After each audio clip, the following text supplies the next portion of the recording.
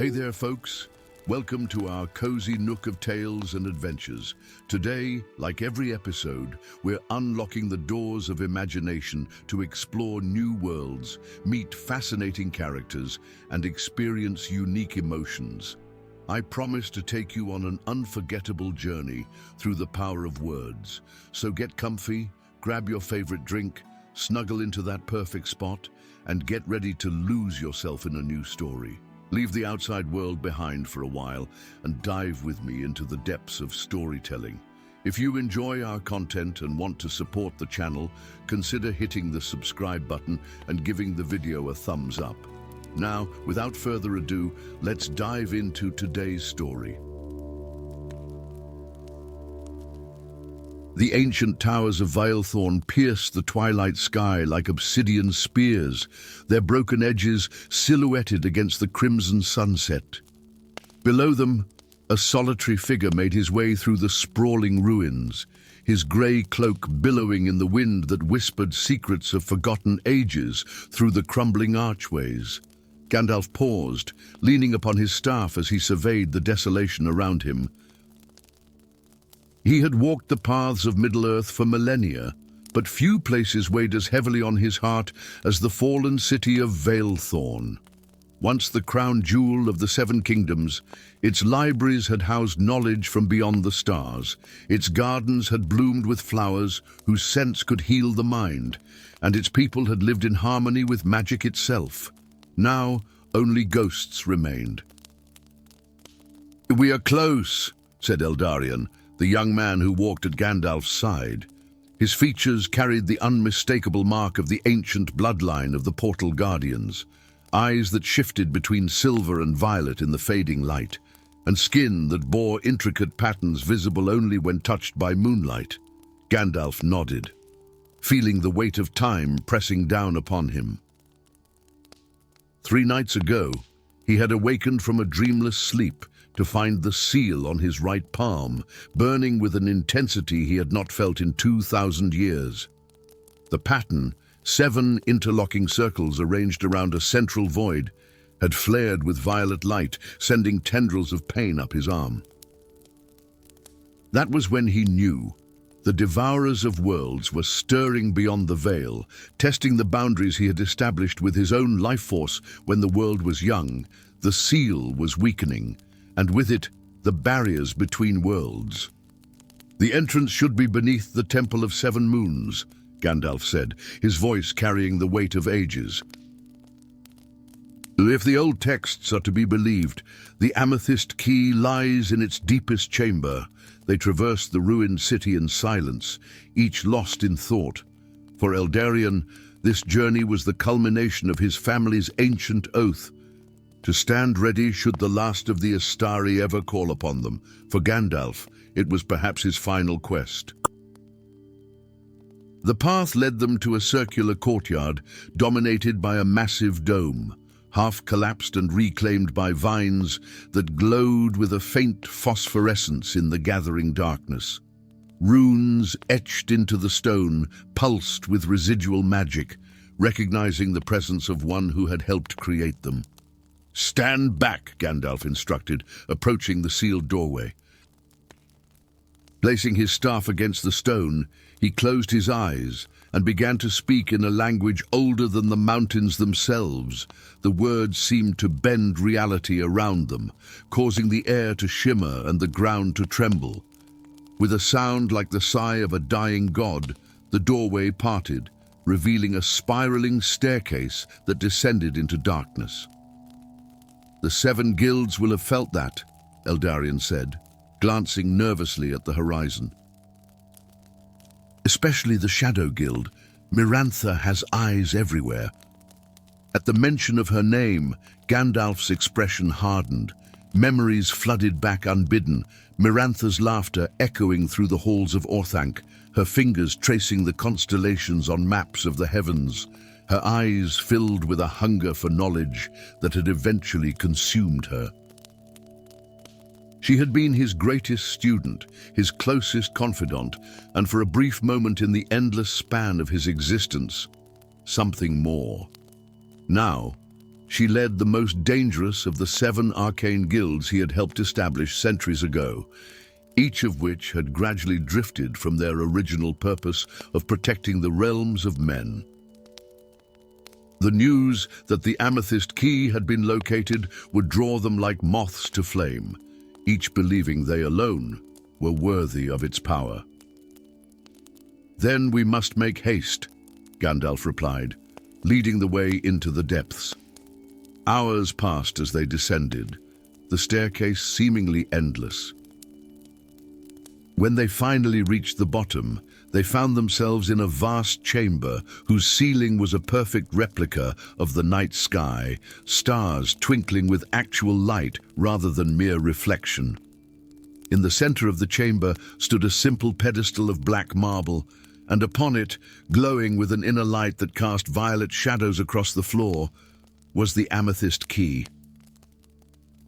It was not a key in the conventional sense, but rather a crystalline object shaped like a teardrop, its facets reflecting light that seemed to come from within rather than without. As Gandalf approached, the key responded to his presence, pulsing in rhythm with the seal on his palm. "After all these years," he murmured, reaching out. "And I wouldn't touch that if I were you, old friend." The voice came from the shadows, smooth as silk and sharp as a blade. Mirantha stepped into the light, her dark robes adorned with symbols of office that marked her as mistress of the Shadow Guild. Behind her stood a contingent of acolytes, their faces hidden behind masks of polished silver. "Mirantha," Gandalf acknowledged, his grip tightening on his staff. "As I had hoped our paths would not cross again. Did you truly believe I wouldn't sense the breaking of the temple seals?" she asked, moving closer with the fluid grace that had always been her hallmark. Time had barely touched her, thanks to the magic she had embraced. "Especially when it was I who taught you how to read them in the first place." "You taught me many things," Gandalf replied, "including the importance of restraint, a lesson you seem to have forgotten." Her laughter was like breaking glass. "Restraint? From the man who locked away the ancient gods because he feared their power, who sealed the devourers of worlds with his own blood rather than seeking to understand them." "Your caution has always bordered on cowardice, Gandalf." The words stung, as she had known they would. There had indeed been times over the millennia when Gandalf had questioned his own decisions, wondering if he had been too quick to judge, too eager to contain that which he did not fully understand. "The key does not belong to you, Mirantha," he said firmly, "nor does it belong to me. It is a tool, nothing more, a means to repair what is broken, or to break what has been unnecessarily repaired," she countered. "The worlds were meant to be connected. Gandalf, the ancient texts speak of a time when beings walked freely between realms, when knowledge flowed like water and magic permeated everything. Your barriers have slowly strangled this world, cutting it off from the lifeblood of the cosmos." Eldarion stepped forward, his hand on the sword at his side. "The barriers protect us from the devourers. Would you unleash them upon us again?" Mirantha's gaze flicked dismissively to the young man. "The devourers are merely a convenient monster conjured to frighten children and justify control. They are no more real than the darkness that consumed the Eastern Kingdoms 3,000 years ago," Gandalf interrupted, "than the void that swallowed the islands of Numenor in a single night. I was there, Mirantha. I saw what came through when the barriers thinned. I heard the screams of those who looked upon what should never have been seen." For a moment, doubt flickered across her face, a reminder that beneath the layers of ambition and resentment, a kernel of the woman he had once known still remained. Taking advantage of her hesitation, Gandalf lunged forward and grasped the Amethyst Key. The effect was immediate and overwhelming. The chamber disappeared, replaced by a blinding light that seemed to come from everywhere at once. When it faded, Gandalf found himself standing alone in a vast white plain, the key burning in his hand. No, not alone. Before him stood 6 identical versions of himself, each slightly different, one in white robes rather than grey, another leaning on a staff of black wood instead of white, a third bearing scars that told of different battles fought, different choices made. "What is this?" he demanded, though he already suspected the answer. "The key does not merely open doors between worlds," said his white-robed counterpart. "It reveals paths not taken, choices unmade. Each of us represents a different possibility, a different version of Gandalf the Grey." "I have no time for philosophical debates with myself," Gandalf replied. "The Devourers stir, and I must reinforce the seal." "That is but one solution," said another of his counterparts, this one wearing robes of midnight blue. "In my world, I chose not to seal them away, but to bind them in service. Their power fuels magics that have transformed our realm into a paradise." "At what cost?" demanded Gandalf. "Every choice has a cost," replied his scarred counterpart. "In my world, I chose to stand against the Devourers alone, refusing to create the 7 guilds. I succeeded in binding them more securely than you did, but at the cost of much of my power. I can no longer walk between worlds as you do." "And what of Mirantha?" Gandalf asked, his voice softer now. The expressions of his counterparts told him everything he needed to know. In some worlds, she had remained at his side. In others, she had fallen further into darkness than in his own. In one, she had given her life to save him. Choices made and unmade, paths taken and forsaken, the weight of infinite possibilities pressed down upon him. "The key offers more than knowledge," said the white-robed Gandalf. "It offers a choice. You can use it to reinforce your seal, binding yourself ever more tightly to a cycle that must be repeated each time the barriers weaken. Or I can use it to find another way," Gandalf finished. As the realization dawned, the key in his hand transformed, its facets reshaping themselves to reveal new depths, new possibilities. Within its crystalline structure, he saw not just the 7 parallel worlds represented by his counterparts, but countless others, and within each, a fragment of primal magic that predated the Devourers themselves. Understanding flooded through him. The key was not merely a tool to repair the old barriers, but a means to create something entirely new, a harmony between worlds rather than separation, a balance that would not require his constant vigilance to maintain. But to forge this new path would require him to relinquish his role as guardian, to trust that others, Eldarion, perhaps even Mirantha, could continue what he began. As the vision faded and the chamber of Vilethorn reappeared around him, Gandalf looked at Mirantha with new eyes. The Amethyst Key pulsed between them, casting its violet light on both their faces. "You were right about one thing," he said quietly. "The barriers I created were always meant to be temporary, but what comes next must be built together, not imposed by any one of us." He held out the key, not to keep it from her, but to share its light. "There is another way," he said, "if you are willing to see it." Story 2. The skies above the misty mountains wept crimson tears as Aurelion, the last of the golden drakes, plummeted from the heavens. His once brilliant scales, which had captured the light of 1,000 dawns, now darkened like embers, fading to ash. Gandalf the Grey stood upon the ancient watchtower of Mithrandir's Folly, his weathered hands gripping his staff with such force that the gnarled wood groaned in protest. The wizard's eyes, wells of wisdom accumulated over countless centuries, widened as the magnificent creature crashed into the Valley of Whispers below. Endangalor Thrul Vex Morhoth. The dragon's voice resonated in Gandalf's mind, the ancient draconic tongue speaking words few living beings could comprehend. The song is dying. The wizard's beard fluttered in the sudden cold wind that swept across the mountains.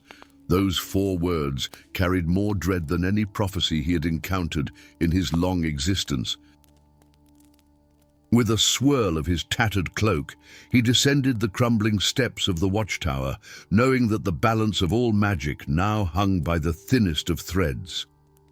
By the time Gandalf reached the valley floor, the afternoon light had surrendered to an unseasonable twilight.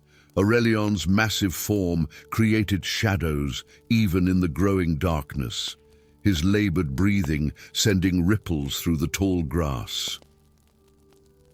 The wizard approached with reverence, placing his palm upon the dragon's once golden flank, now mottled with patches of obsidian. "Old friend," Gandalf whispered, "what calamity befalls your kind?"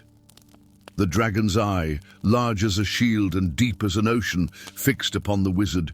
The song fades from memory, Stormcrow. The harmony that binds dragon to magic and magic to world unravels note by note. "I am the last chorus of a melody soon to be forgotten." Gandalf closed his eyes, listening beyond the physical realm.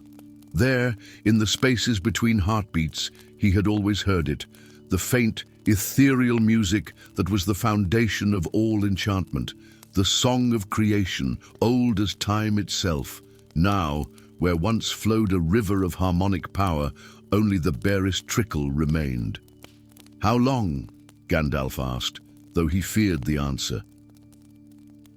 "Before the next full moon, I shall be no more than stone and memory," Aurelion replied, "and with me passes all that was wondrous in this world." The wizard straightened, determination hardening his features. "Not while I draw breath." 3 days later, Gandalf stood at the crossroads of Eastmarch, awaiting the first of his summoned companions. The wizard had sent messages carried by wind and shadow to the corners of the realm, calling upon those whose fates now intertwined with the survival of magic itself. Thorn arrived with the sunrise, his tall frame silhouetted against the golden light. The renowned dragon hunter wore a cloak of midnight blue, concealing the legendary dragonbane lance strapped to his back.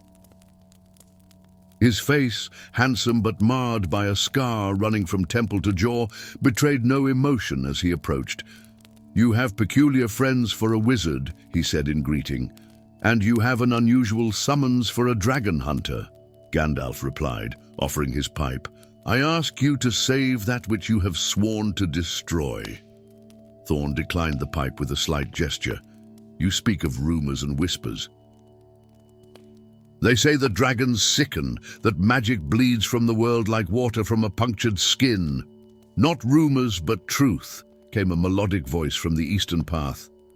Both men turned to see a young woman approaching, her simple homespun dress belying the power that emanated from her in waves, perceptible only to those attuned to such things. Her hair, the color of wheat at harvest, framed a face both innocent and ancient. "Seraphina of the Heartlands," Gandalf introduced her, "one of the last song-hearers born to humanity." The girl, for she could not have seen more than 18 winters, curtsied with unexpected grace. "I hear it still, though faintly. The song changes, falters, loses its harmony." "And what would you have us do, wizard?" Thorn challenged. "Hunt down whatever silences this music?" "My lance thirsts for purpose." "First, we require our final companion," Gandalf said, turning toward the western woods.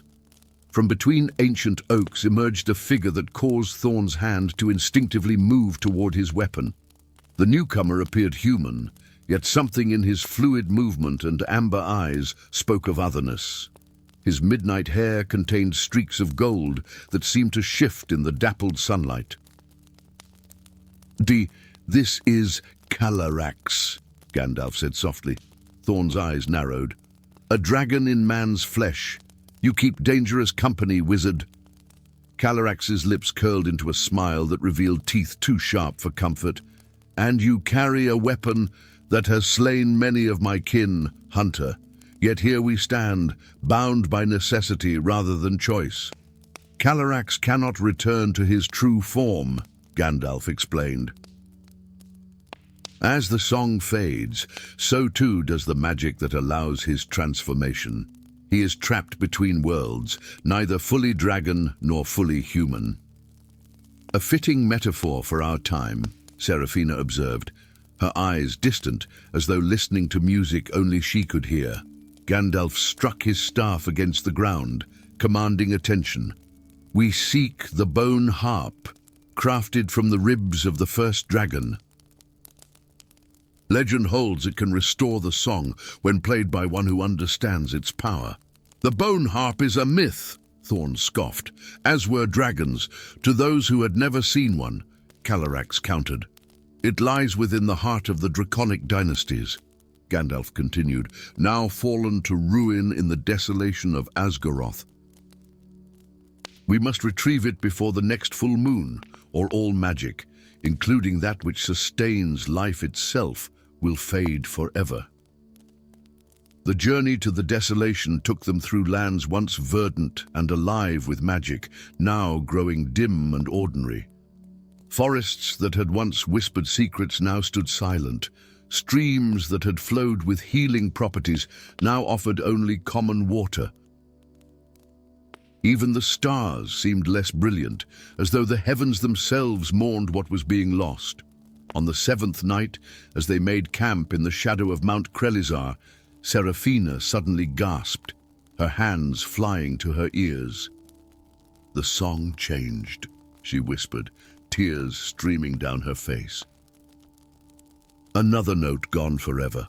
That same night, Calarax discovered the first scale forming on his human wrist, not golden as it should have been, but black as night. The magic unravels, he said grimly. Even my borrowed form begins to fail. Thorn, who had kept his distance from the disguised dragon, approached him by the firelight. What is it like? He asked, his voice uncharacteristically gentle. To fly among the clouds, to breathe fire and magic. Calarax looked at him with ancient eyes in a young face. What is it like to walk always upon the earth, to feel its solidity beneath your feet, to know your form will never change until death claims it? The hunter nodded, understanding passing between them. I have slain 17 dragons in my time.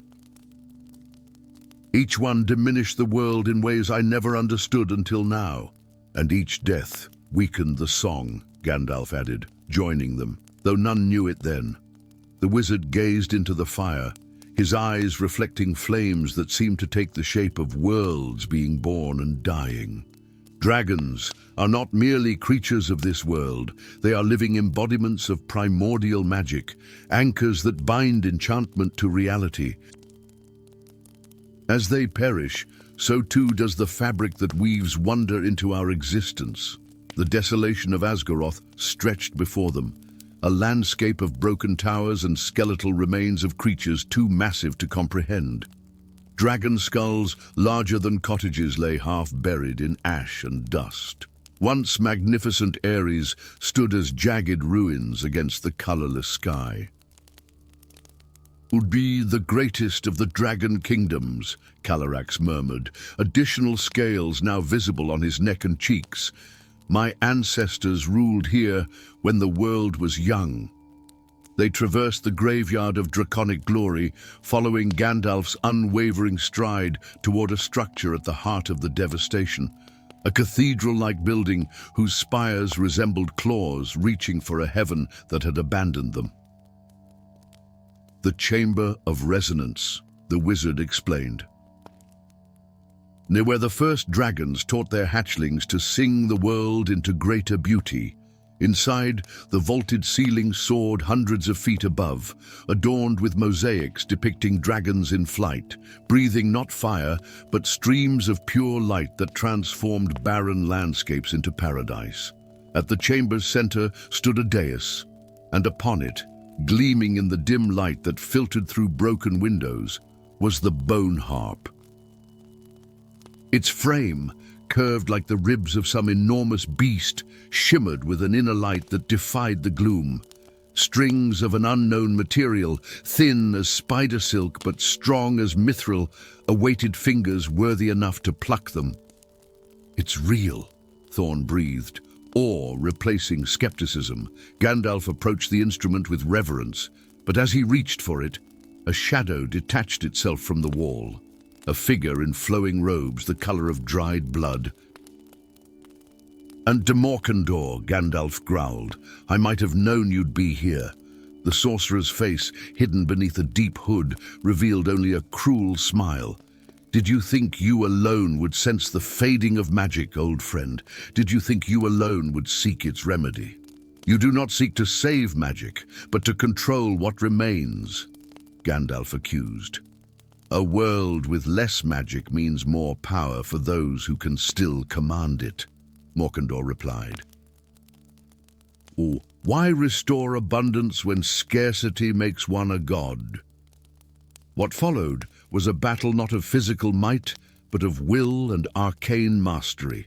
Spells crackled between the wizards, reality bending around them as Thorn, Seraphina, and Calyrax sought to reach the bone harp. As Morkendor summoned shadows that took the form of long-dead dragons, Calyrax fell to his knees, scales erupting across his entire body as his transformation accelerated chaotically. "The song!" Seraphina cried. "It's nearly gone!" In that moment of distraction, Morkendor seized the advantage, casting a spell of binding that froze Gandalf in place. The dark sorcerer reached for the bone harp with greedy hands, only to be intercepted by Thorn's dragonbane lance, which shattered the air between them. "A weapon forged to kill dragons," Morkendor laughed. "Useless against me, perhaps," came Calyrax's strained voice as he struggled to his feet, his form now a grotesque hybrid of man and dragon, "but not against the magic you wield." With strength born of desperation, Calyrax seized the lance from Thorn and plunged it not into Morkendor, but into the stone beside the bone harp. The lance, designed to sever the connection between dragons and their magic, created a momentary void, a blank space in the fabric of enchantment. In that crucial heartbeat, Gandalf broke free of his bonds and reached the harp. His fingers, gnarled yet nimble, swept across the strings with the authority of one who had witnessed the world's first dawn. Music filled the chamber, not merely sound, but pure magic given voice. It spiraled outward in visible waves of gold and silver, rebounding from the walls, growing stronger with each echo. Seraphina joined her voice to the melody, adding harmony that made the very air shimmer with possibility.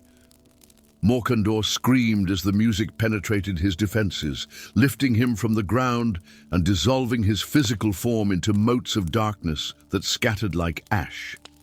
But the song, though beautiful, remained incomplete. Something was missing, a fundamental note that would bind all others together. The price, Gandalf realized aloud, his fingers never ceasing their dance across the strings. The harp requires essence freely given. Calyrax, now more dragon than man, dragged himself to the dais. "Take mine," he offered. "What remains of it?" "No," Gandalf countered. "Your essence is needed to rebuild what was lost." The wizard's eyes met those of his companions, conveying centuries of wisdom and sorrow. This task was always mine to complete. With his free hand, Gandalf drew forth his staff, the channel of his power, the physical manifestation of his magical essence accumulated over millennia. Whispering words in a language that predated the mountains themselves, he thrust the staff into the heart of the bone harp. Light exploded outward as power flowed from wizard to instrument. Gandalf's form seemed to diminish, his shoulders bowing under an invisible weight as his very being transferred into the music. The song swelled to a crescendo that shook the foundations of the ruined cathedral. Then, silence. Aurelian's scales gleamed gold once more as he soared above the misty mountains, his wings casting shadows across villages below. Beside him flew a dozen newly hatched dragons, their jewel-toned bodies catching sunlight as they learned the joy of flight. Below, seated on the same watchtower where he had first witnessed Aurelian's fall, Gandalf the Grey, now appearing decades older, his once vibrant eyes dimmed, watched their dance with satisfaction. "Was it worth the sacrifice?" asked Thorn, who had stayed by the wizard's side since that day in the Chamber of Resonance. Beside them, Seraphina hummed softly, her songs now teaching children throughout the realm to hear the renewed magic that flowed through all things. Calarax, fully restored to his draconic glory, circled above before landing on an adjacent peak, his scales shimmering like captured moonlight. "Worth is measured not in what is lost," Gandalf replied, his voice thinner than before, "but in what remains possible." He gestured to the world around them, where flowers grew more vibrant, streams ran clearer, and stars prepared to shine brighter in the coming night. "Magic will outlive us all, as it should." The wizard leaned heavily on his new staff, a simple branch of ash, unadorned and ordinary. His powers, once vast enough to challenge the greatest forces of darkness, had diminished to a fraction of their former glory. Yet in his weathered face shone contentment, for he had preserved something far greater than personal power. High above, Aurelian bugled a note that echoed across the mountains, a single perfect tone in an eternal symphony that would continue long after all who now heard it had returned to the earth from which they came. And in that song was magic enough for all the ages yet to be. Story 3. The first signs came with the dawn, a shimmer in the air where no shimmer should be, a whisper of laughter that faded before fully forming, footprints of impossible creatures appearing in morning dew only to vanish when touched by sunlight. In the village of Willowglade, children spoke of faces peering from between trees, with eyes like starlight and smiles that revealed too many teeth. Gandalf the Grey stood upon the ancient hill of Amonthiriel, his weathered hands gripping his staff as he observed the 7th unauthorized crossing that week. This time, a cluster of luminescent sprites darted across the meadow below, leaving trails of silver light as they descended upon a farmer's orchard. The fruits would grow strangely now, perhaps bearing different flavors in every bite or ripening into impossible colors. Harmless mischief, but a troubling sign nonetheless. The Emerald Veil, the mystical barrier separating the mortal realm from the kingdom of Fairy, was failing. "How long have you known?" came a voice like autumn leaves rustling in wind. Gandalf did not turn. He had sensed Lord Elendor's approach long before the Elf Lord had made himself known. The signs have been growing for a fortnight. Small breaches at first, a stray pixie here, a boggart there.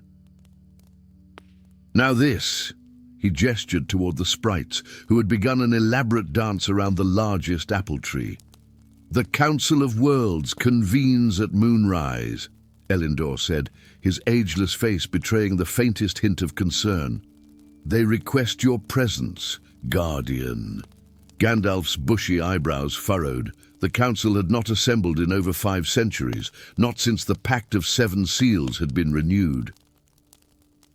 For them to gather now meant they too sensed the gravity of what was unfolding. "Tell them I shall attend," the wizard replied, "after I investigate one final matter." As Elendor departed in a swirl of silver robes, Gandalf cast his gaze eastward, where the forests gradually gave way to the twilight marshes. There, in the uncertain territory where reality grew thin, he would find answers, or at least better questions. The council chamber within the crystal spire floated somewhere between realms. accessible only to those who knew the proper incantations of passage. 7 thrones arranged in a perfect circle stood upon a floor of polished obsidian, each seat representing a different aspect of the known worlds. Tonight, all were filled save one. The seat of the Fey Queen remained conspicuously empty. "Her absence speaks volumes," rumbled Barakor the Stone Lord, his body resembling a mountain given humanoid form. "The wild court moves against us." "Let us not rush to accusations," cautioned Lady Nimue, her form constantly shifting between that of a young maiden, a mature woman, and an ancient crone. The veil's weakening affects us all." Gandalf entered the chamber with measured steps, his travel-stained robes standing in stark contrast to the ethereal grandeur surrounding him. The hem of his garment was caked with the pearlescent mud of the twilight marshes, and a faint glow clung to his beard, evidence of his recent encounter with will-o'-wisps. "You come bearing knowledge," observed Xanthar the Chronicler, his crystalline eyes reflecting the light of 1,000 captured stars. "I come bearing concerns," Gandalf corrected, taking his place at the circle's center. "The Emerald Veil doesn't merely weaken, it unravels with purpose. Someone or something systematically dismantles the ancient wards." A murmur rippled through the council as Gandalf produced a small object from his robe, a fragment of emerald crystal, once lustrous and vibrant, now dull and cracked. "One of the 7 twilight crystals," he explained, "recovered from the marshlands. Its power drains even as we speak." "Impossible," declared Morgwen the Shadow Mistress. "No, the crystals were hidden beyond the reach of any mortal or fey. Yet this one was found tossed aside like a discarded trinket," Gandalf countered. "And where one has fallen, others will follow. The veil cannot stand with incomplete keystones." Lord Elendor leaned forward, his luminous eyes narrowing. "What would you propose, Mithrandir?" "A quest," Gandalf replied simply. "To recover the remaining 6 crystals before they too are compromised. To restore them to power and mend the veil before the realms bleed into one another and chaos reigns unchecked." "And who would undertake this perilous task?" asked Lady Nimue. Gandalf's weathered face crinkled with the ghost of a smile. "I have already set the pieces in motion." Dawn painted the eastern sky with strokes of amber and rose as 3 figures joined Gandalf at the ancient standing stones of Dagorlad Crossing. They could not have appeared more different from one another. Phelan stood tall and lithe, his heritage evident in the slight point of his ears and the otherworldly gleam in his violet eyes. Half elven, half mortal, he belonged fully to neither world, a living bridge between realms, born of a forbidden union that had cost his parents everything. "The border tracker," Gandalf introduced him to the others. "None better at sensing the thinning places between worlds." Beside him, Sorsha adjusted the numerous pouches and vials hanging from her belt. Dark circles underscored her intense gaze, speaking of countless nights spent unraveling magical secrets. The mortal sorceress had been ostracized by her peers for her obsessive study of dimensional barriers, research deemed too dangerous by more conservative mages. "Our arcanist," the wizard continued, "whose understanding of the veil's magical structure will prove invaluable." The third figure stood apart, wrapped in a cloak of deepest emerald that seemed to capture and release shadows with every movement. When he lowered his hood, a collective breath caught in the air. His features were too perfect, too symmetrical, his hair like spun gold, and eyes the same impossible green as the fading veil. "Prince Oberon of the Autumn Court," Gandalf completed the introductions. "Exiled for questioning traditions his people have held sacred for millennia." The Fey Prince offered no greeting, merely a curt nod that somehow managed to convey both arrogance and vulnerability. "You have chosen dangerous companions, Gandalf," Sorcerer observed wryly. "And a half-breed, a heretic, and a royal outcast. I have chosen those who understand borders," the wizard replied, "and the cost of maintaining them." With that, he produced an ancient map inscribed on parchment that seemed to shift and change even as they studied it. The remaining crystals lie scattered across both realms, each guarded by trials designed to test worthiness as much as strength. "Our path begins here." He indicated a mountain range whose peaks resembled dragon's teeth at the caverns of forgotten echoes. Oberon studied the map, his expression unreadable. The crystal of voice, clever hiding place. "We must make haste," Gandalf urged. Already, creatures cross the barrier that should remain separate. The balance tips further with each passing hour. As if summoned by his words, a tremor passed through the ground beneath their feet.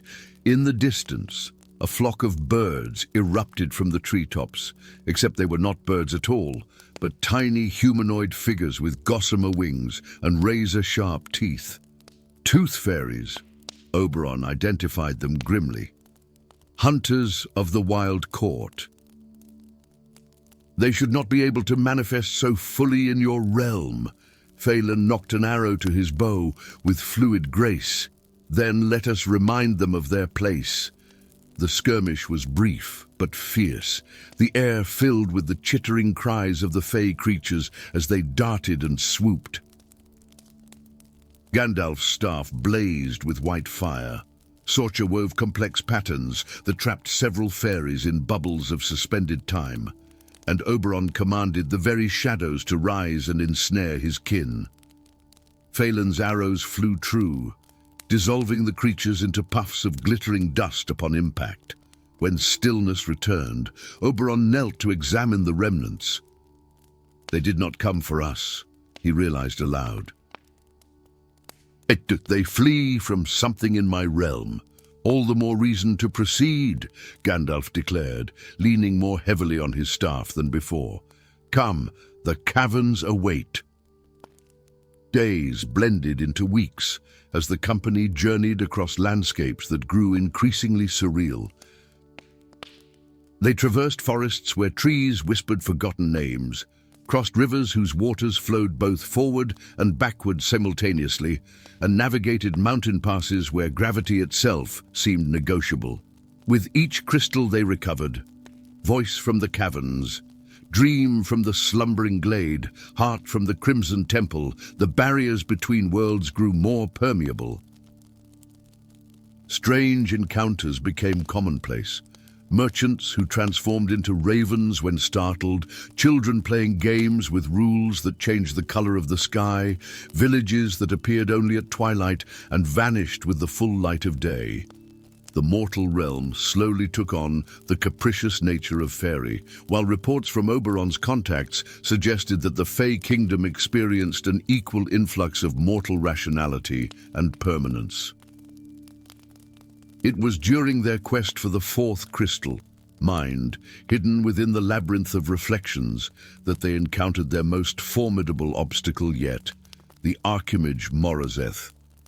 Once Gandalf's equal in power and wisdom, Morazeth had vanished centuries ago after a cataclysmic duel that had torn a temporary hole in reality. Now he appeared before them in the heart of the labyrinth, his form flickering between solidity and transparency, trapped between dimensions. "You pursue the wrong goal, old friend." Morazeth's voice echoed strangely, as though coming from multiple directions at once. The veil should not be mended, but dissolved completely. Gandalf planted his staff firmly, its light pushing back the unnatural shadows that surrounded his former colleague. "You speak madness. The realms were separated for good reason, to prevent the chaos that comes when incompatible magics intermingle." "No!" the Archimage countered, gesturing with hands that left trails of spectral energy. They were separated out of fear and prejudice by those who sought to control access to power. The division was never natural. Around them, the labyrinth shifted and realigned, mirrors reflecting not their actual forms, but their inner natures. Phelan appeared simultaneously human and elven, Sorsha surrounded by the ghostly tomes of forbidden knowledge, Oberon crowned in a circlet of living thorns and blooming roses. Gandalf himself was reflected as both young and ancient, timeless and ephemeral. "Look at your companions," Morozeth urged. A half-breed who belongs nowhere, a sorceress who yearns to unite disparate magics, a prince who questions his realm's isolation. Even you, Gandalf, forever walking between worlds, serving all but claimed by none. You already embody the unity I seek. For the first time since their quest began, Gandalf hesitated. He looked to his companions, seeing the truth in Morozeth's words reflected in their eyes. "The crystal of mind," the wizard said finally. "Show me where it lies, and we shall discuss what comes after." The Archimage smiled, a fragmented expression across multiple overlapping versions of his face. "Follow the reflections that show what could be rather than what is." The seventh and final crystal, Soul, recovered from the heart of a dying star, pulsed with gentle radiance in Gandalf's palm. The company had gathered atop the Tower of Convergence, where the Emerald Veil was at its thinnest. Below them, the lands of both realms had begun to merge. Forests of silverbark trees spread alongside traditional oaks. Mythical creatures grazed peacefully in farmers' fields, and the quality of light itself had taken on an otherworldly luminescence. "We stand at the precipice of decision," Gandalf addressed his companions, who had become far more than tools for his quest. "For millennia, we have maintained the separation of realms, believing it necessary for the safety of all. Yet what we have witnessed suggests another possibility." Phelan stepped forward. "I have lived my entire life between worlds, belonging to neither. There has been pain in that existence, yes, but also perspective neither side could achieve alone." "My research always pointed to this conclusion," Sorsha added. "Magic does not diminish when shared between realms. It transforms, evolves, creates new possibilities." Oberon gazed out over the changing landscape. "My people fear permanence as much as mortals fear chaos. Yet perhaps in the balance between lies, a better path for both." Gandalf nodded slowly, his ancient eyes reflecting centuries of wisdom and newfound uncertainty. He arranged the 7 crystals in a circle around him, each glowing with its distinctive hue: voice in silver, mind in blue, heart in red, dream in purple, time in gold, space in black, and soul in purest white. "The reunion will not be without challenges," the wizard cautioned. "Old prejudices will flare, territories will be disputed, magics will clash before they harmonize. It may take generations before true balance is achieved. Yet must we deny future generations that opportunity because we fear the difficult path?" asked Sorsha. Gandalf smiled, a rare, genuine expression that softened the weathered lines of his face. "No, we must not." With a gesture of his staff, the wizard began an incantation older than any language still spoken in either realm. The crystals responded, their light intensifying until each became a pillar of pure energy, stretching infinitely upward. Rather than reinforcing the barriers between worlds, Gandalf rewove their magic into a new pattern, a framework that would allow gradual integration while preventing catastrophic collapse. The Emerald Veil did not so much shatter as dissolve, its essence redistributed into the very fabric of both realms. Where once stood an impermeable barrier, now existed a permeable membrane, allowing free passage while maintaining the unique characteristics of both sides. As the light subsided, Gandalf looked upon his companions with new eyes. Phelan stood straighter, the conflict in his dual heritage resolving into harmony. Sorcia's fingers danced with new patterns of magic, combinations previously impossible now flowing freely through her. And Oberon, the exiled prince, seemed at peace for the first time, the burden of his people's isolation lifted from his shoulders. "It is done," Gandalf declared, his voice carrying the weight of irrevocable change. Not an ending, but a beginning. From the tower's height, they watched as the first tentative exchanges began between the citizens of both realms, curious, cautious, but filled with wonder. The dawn that broke over this new unified world painted the sky in colors no mortal or fey had ever witnessed before, a visual symphony of harmonized magic. Gandalf leaned upon his staff, feeling both the weight of responsibility and the lightness of rightness in his decision. Some would call him heretic, others visionary. In time, perhaps, they would simply call him wise. For now, it was enough to watch the sunrise of a world reborn. Story 4. Thunder cracked above the alabaster towers of Altamir as the funeral procession wound its way through the ancient capital. Rain fell not in drops, but in shimmering curtains that seemed to weep alongside the kingdom's subjects. King Arantha the Steadfast, ruler of the 7 realms for 9 decades, had finally surrendered to time, the one adversary even he could not overcome. His body lay upon a bier of white marble, drawn by 12 black stallions whose hooves struck sparks from the cobblestones despite the downpour. High in the Tower of Whispers, Gandalf the Grey observed the solemn pageantry, his weathered hands clasped around his staff of gnarled oak. The wizard had witnessed the rise and fall of countless rulers across the ages, yet something about Arantha's passing troubled him beyond ordinary grief. Perhaps it was the knowledge of what must follow. "They have summoned you, then," came a voice like dry parchment rustling. Gandalf turned to find Archivian Elbeth, keeper of the kingdom's most ancient records, her slight form nearly lost within voluminous robes of midnight blue. Though her face bore the marks of 8 decades, her eyes remained sharp as a hawk's. "The council wasted no time," Gandalf replied, stroking his grey beard thoughtfully. The summons arrived, before Arantha drew his final breath. "They fear what comes next," Elbeth said, approaching the window. "As well they should. The crown has not chosen a ruler in 3 generations. Few remember its methods or its price."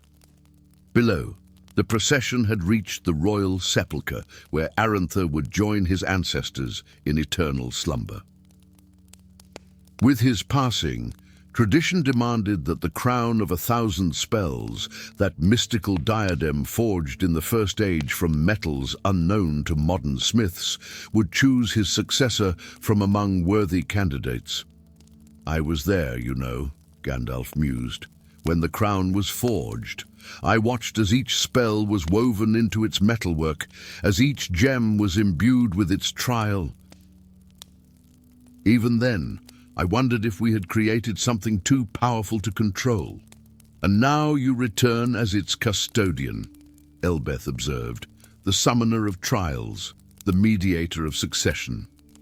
Gandalf's eyes crinkled at their corners, though his expression held no mirth. Let us hope I have grown wiser since those days."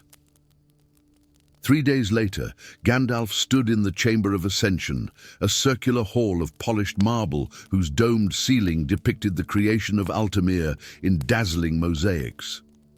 Golden light streamed through stained glass windows, casting rainbow patterns across the assembled nobles and dignitaries. At the room's center, upon a pedestal of crystal, rested the crown of 1,000 spells. Even dormant, the crown commanded attention, crafted from a silvery metal that seemed to capture and release light with each passing moment. It bore 5 empty settings where once gems of legendary power had resided. Those stones, wisdom, courage, compassion, justice and sacrifice, had dispersed to sacred sites throughout the realm upon Arantha's death, awaiting retrieval by worthy hands. Before the crown stood 3 figures, each carrying the hopes of different factions within the kingdom. Thalion the Valiant knelt first, his armor polished to mirror brightness, his hand never straying far from his sword's hilt. The young commander had led Altamir's armies to victory against the Shadowfen hordes, his tactical brilliance matched only by his personal courage. His supporters believed the realm needed strength in uncertain times. "I come seeking not glory, but the chance to serve," he declared, his voice carrying the resonance of battlefields and victory. Beside him stood Lysandra the Astute, her crimson robes embroidered with silver runes of protection and insight. As royal strategist, she had navigated diplomatic challenges that might have led lesser minds to war. Her network of informants spanned the known world, and her counsel had shaped policy for decades from the shadows. "I offer foresight where others bring force, and wisdom where others bring words," she stated, her eyes, one green, one blue, scanning the assembled crowd with calculating precision. The third candidate rose slowly, his movements deliberate as ancient mountains. Morden the Sage had tutored 3 generations of nobility, his vast knowledge encompassing subjects from botanical alchemy to celestial navigation. His snow-white beard reached his waist, and his eyes held the patient wisdom of one who measured time in centuries rather than years. "I bring no promises save this," the elder said, his voice surprisingly strong. "I shall govern as I have lived, in pursuit of truth, however uncomfortable it may prove." Gandalf approached the crown, his staff striking the marble floor with a sound like distant bells. "The succession shall not be determined by birth, by strength, or by acclamation," he intoned, reciting words last spoken 90 years before. "The crown of 1,000 spells shall judge the heart, mind, and spirit of each candidate through its 5 trials. Those who would rule must first prove themselves worthy of the privilege." Raising his staff, Gandalf allowed its crystal tip to touch the crown. A cascade of silver light erupted from the contact, spiraling upward toward the domed ceiling before dispersing into motes of brilliance that settled upon the assembly like benevolent stars. "The trials have begun," the wizard announced. "Let those who seek the throne prepare for the first journey at dawn." We travel to the forests of illumination, where the gem of wisdom awaits. As the chamber emptied, Gandalf remained before the crown, studying its intricate spellwork with narrowed eyes. Something about its patterns troubled him, subtle discrepancies from his memory, variations in the flow of enchantment he could not immediately identify. "Is something amiss, Mithrandir?" asked Morden, who had lingered behind. Gandalf straightened, his expression carefully neutral. "Nothing that need concern a candidate, old friend. Focus your thoughts on the trials ahead." But that night, while the city slept beneath a blanket of stars, Gandalf pored over ancient texts in the Forbidden Archive, searching for answers to questions he dared not yet voice aloud. The forests of illumination stretched before them, ancient trees with bark of silver and leaves that glowed with soft phosphorescence even in daylight. The journey from Altamir had taken 7 days, during which Gandalf had observed the candidates closely. Thalion's impatience manifested in his rigid posture and clipped commands to the royal guards accompanying them. Lysandra spent the evenings in hushed conversations with messengers who mysteriously found their caravan despite its changing route. Morden alone seemed content to wait, often walking alongside Gandalf in companionable silence.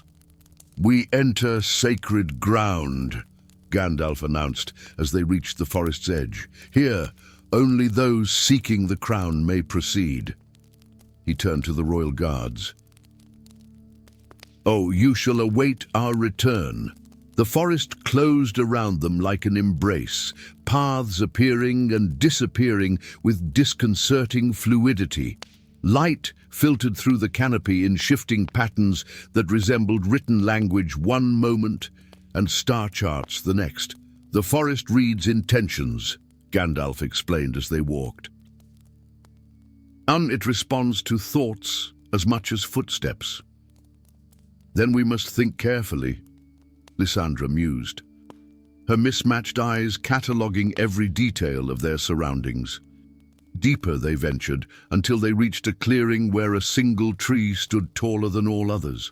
Its trunk, wide as a small cottage, bore an opening like a doorway. From within emanated a soft blue radiance. "The Chamber of Reflection," Gandalf said. "Here, the gem of wisdom will test you not on what you know, but on your understanding of your own limitations. You must enter alone, one by one." Thalion stepped forward immediately. "I shall go first."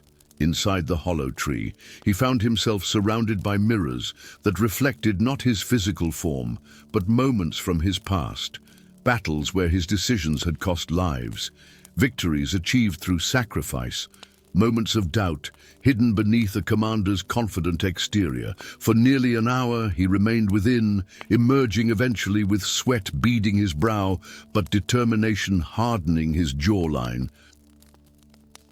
"But the mirrors show uncomfortable truths," he admitted, "but a leader must face them squarely." Lysandra entered next, her expression betraying nothing. The reflections she faced revealed alliances forged and broken, secrets leveraged for influence, and the personal cost of her relentless pursuit of information. She emerged composed but thoughtful, a small furrow between her brows that had not been there before. "Knowledge and wisdom are indeed different beasts," she remarked cryptically. Morden required assistance to cross the threshold, his aged legs unsteady on the gnarled roots. Within the chamber, his reflections showed decades of compromise between idealism and practicality. Opportunities for glory declined in favor of quiet influence, and the burden of knowledge too dangerous to share. When he finally emerged, his eyes shimmered with unshed tears. "There is no wisdom without regret," he said softly. As each candidate completed their reflection, a shimmering path appeared, leading deeper into the forest. Following it, they arrived at a clearing where a pedestal of living wood cradled a sapphire the size of a child's fist. The gem pulsed with inner light, as though a star had been captured within its facets. "The Gem of Wisdom," Gandalf announced. "It will choose the one who has demonstrated true understanding." For a breathless moment, nothing happened. Then the sapphire rose into the air, hovering between the three candidates. It rotated slowly, its light washing over each face in turn, before finally drifting toward Morden. The old sage cupped his hands, and the gem descended gently into his palms. "The first trial favors experience," Thalion observed, disappointment evident in the tightening of his shoulders. "Or perhaps humility," Lysandra suggested, eyeing the sage with new respect. As they made camp that evening at the forest's edge, Gandalf sat apart, his pipe sending spirals of aromatic smoke into the night air. The trial had proceeded as tradition dictated, yet the wizard's unease had only grown. In the Chamber of Reflection, he too had glimpsed flashes in the mirrors, disturbing images of the crown as it had been originally forged. compared to what it had become. "Troubled thoughts make poor companions for sleep," observed Morden, lowering himself carefully beside Gandalf. "I have known that crown since its creation," Gandalf replied after a long moment. "I helped weave its enchantments, imbue its gems with purpose."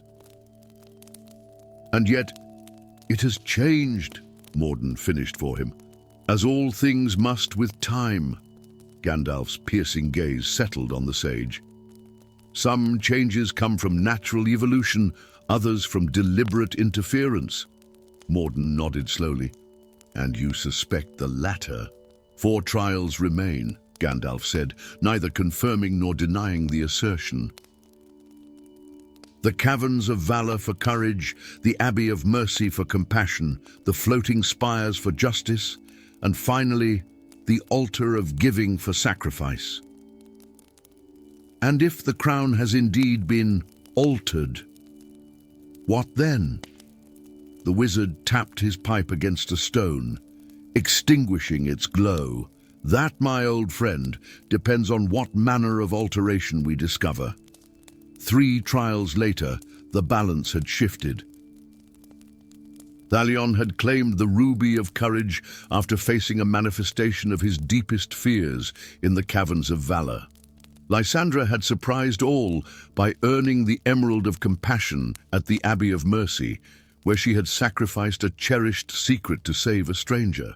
Morden had secured the Diamond of Justice in the Floating Spires, navigating a labyrinth of ethical dilemmas with unwavering principle. With 4 gems recovered, tension among the candidates had grown palpable.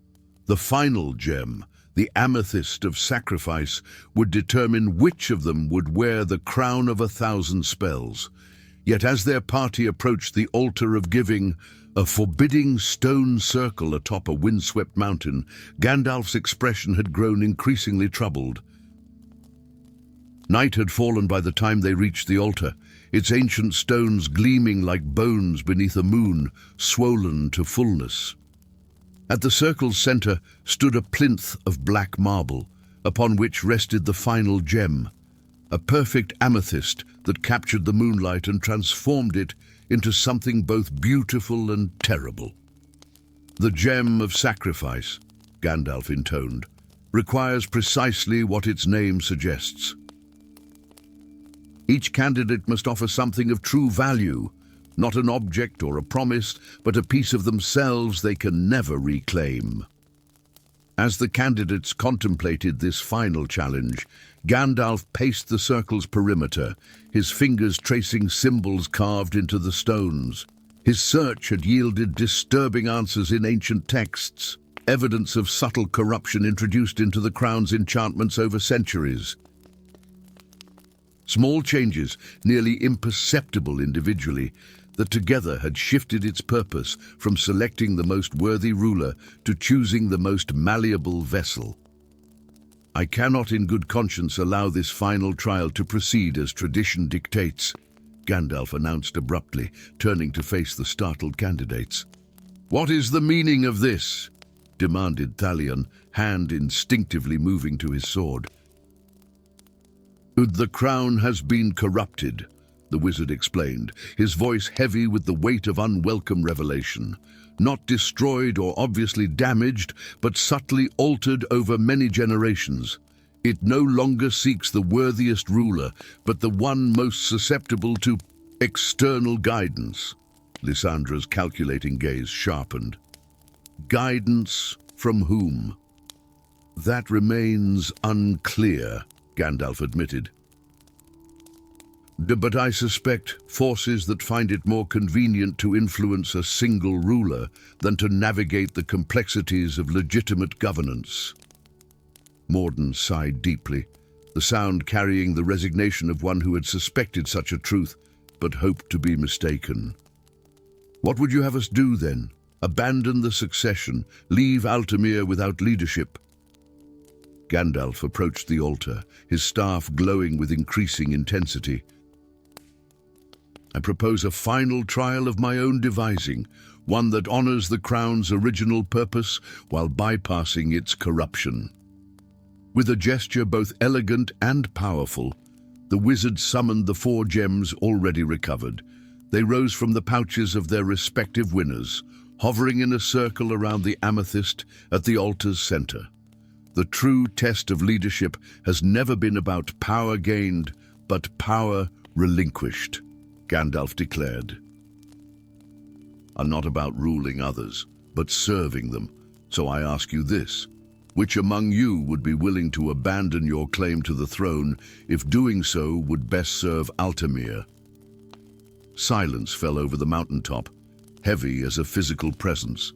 The candidates exchanged glances, suspicious, calculating, measuring. Thalion spoke first. I have sacrificed men in battle for the greater good. I could sacrifice my ambition as well, if necessary. His words rang true, though clearly the thought pained him. Lysandra's lips curved in a smile too complex to read. An interesting gambit, Gandalf. Ask us to renounce power to prove we deserve it. I would step aside if presented with compelling evidence that another would better serve the realm's interests. All eyes turned to Morden, who had closed his eyes in deep contemplation. When he opened them, they held a clarity that belied his advanced years. I never sought the crown, he said simply. I entered these trials because I believed someone must represent the pursuit of wisdom in this contest of strength and cunning. But rulership requires vigor I no longer possess, and ambition I have long since set aside. He stepped forward, placing his gnarled hand upon the altar. I withdraw my claim freely, with no reservation or regret. As his words echoed across the stone circle, something extraordinary happened. The 5 gems, sapphire, ruby, emerald, diamond, and amethyst, began to orbit one another, their light blending into a radiance that outshone the moon. They spun faster until they became a ring of pure brilliance that expanded outward, washing over the assembled company. When the light faded, the crown of 1,000 spells hovered above the altar, its once empty settings now filled with the 5 gems, pulsing in harmony with one another. The crown has chosen, Gandalf announced, genuine surprise evident in his raised eyebrows. It drifted not toward Thalion or Lysandra, but settled gently upon Morden's brow. The old sage staggered slightly beneath its weight, both physical and metaphorical. I do not understand, he whispered. The corruption sought to identify the most controllable candidate, Gandalf explained, wonder suffusing his voice. But by bypassing the altered trials and returning to first principles, we allowed the crown's original enchantment to reassert itself. It chose not the strongest or the cleverer, but the one who truly understands that leadership is stewardship, power held in trust, not possessed. Thalion knelt first, his warrior's pride giving way to recognition of something greater than strength. My sword is yours, King Morden. Lysandra followed suit, though calculation still danced behind her dual-colored eyes. But my counsel is at your disposal, Your Majesty. As dawn broke over the mountain, painting the stones in hues of gold and amber, Gandalf watched the new king and his unexpected champions begin their descent toward Altamir and the future that awaited them. The wizard lingered at the altar, contemplating the nature of power and those who seek it. The crown chose better than any of us could have engineered, he murmured to the morning breeze. Perhaps there is wisdom in ancient magics yet. With that, he turned his gaze toward distant horizons. Altamir had found its ruler. Other realms would have need of his counsel before long. Such was the endless cycle of kingdoms and crowns, a dance Gandalf had witnessed countless times, yet one that never failed to surprise him with its capacity for both corruption and redemption.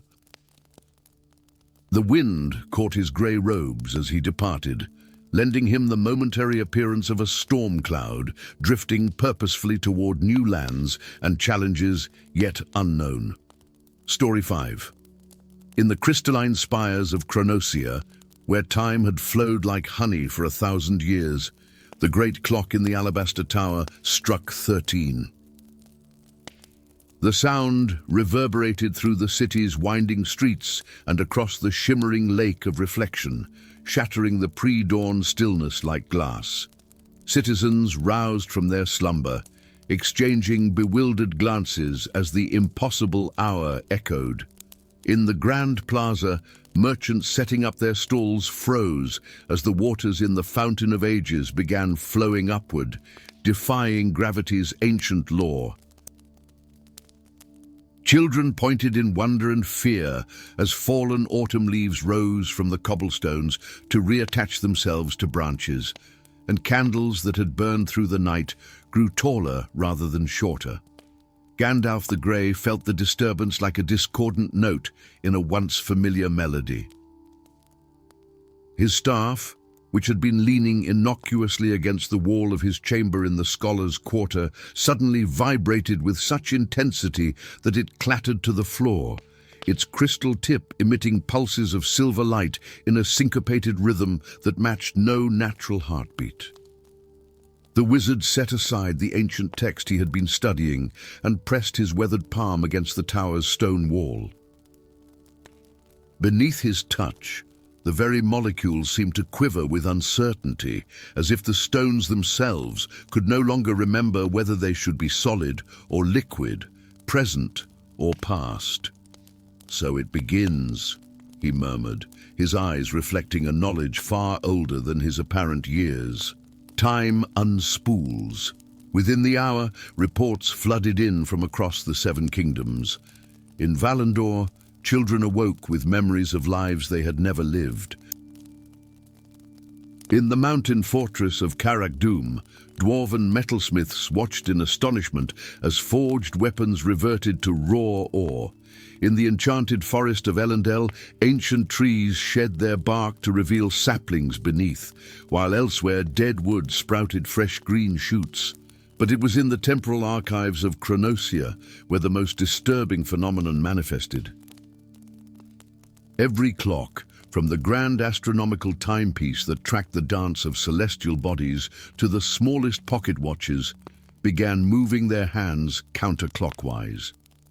With each backward tick, history itself seemed to fold inward, creating wrinkles in reality where past and present collided. Queen Seraphina summoned Gandalf to her crystal court as the sun, or what should have been the sun, cast prismatic shadows across her throne room. The Queen's reputation for cold wisdom was reflected in the frost-like patterns of her silver crown and the calculating assessment in her azure eyes. The temporal fabric unravels. "Stormcrow," she addressed him without preamble. "My dream seers report fractures appearing in the timeline, events that were now aren't, while things that never were suddenly have always been." Gandalf bowed, the gesture containing both respect and caution. "Indeed, Your Majesty, the equilibrium has been disturbed. Can it be restored?" Her question cut through diplomatic niceties. "Perhaps," Gandalf replied, his gaze drifting to a tapestry on the wall, one that had depicted a historic battle yesterday, but now showed a peaceful meadow.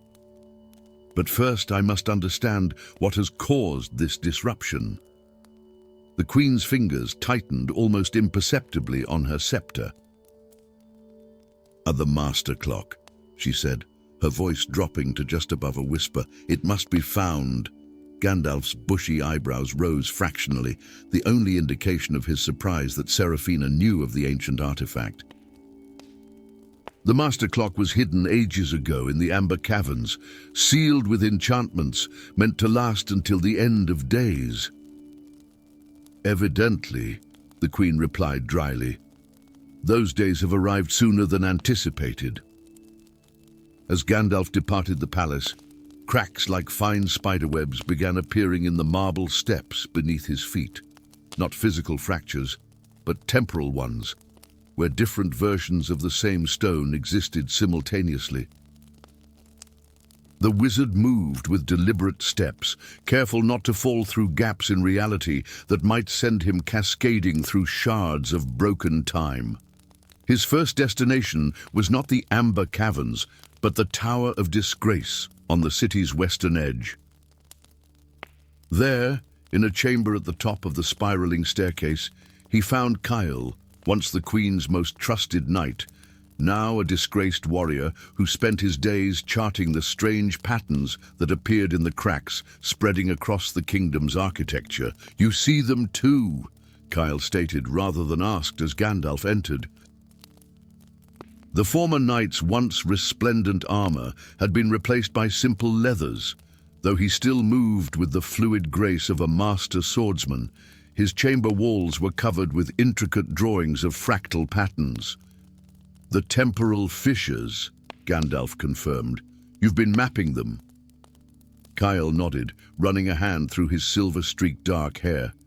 "At first, I thought them mere hallucinations, side effects of my fall from grace. But they follow patterns, mathematics beyond my understanding."